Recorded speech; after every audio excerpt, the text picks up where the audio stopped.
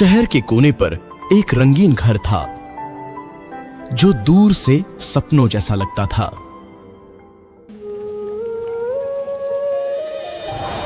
वहां मत जाना, जो अंदर जाता है वापस नहीं आता।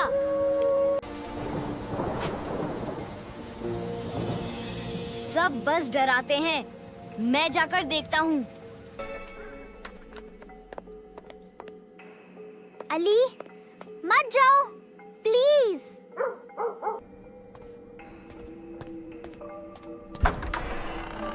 हेलो, कोई है?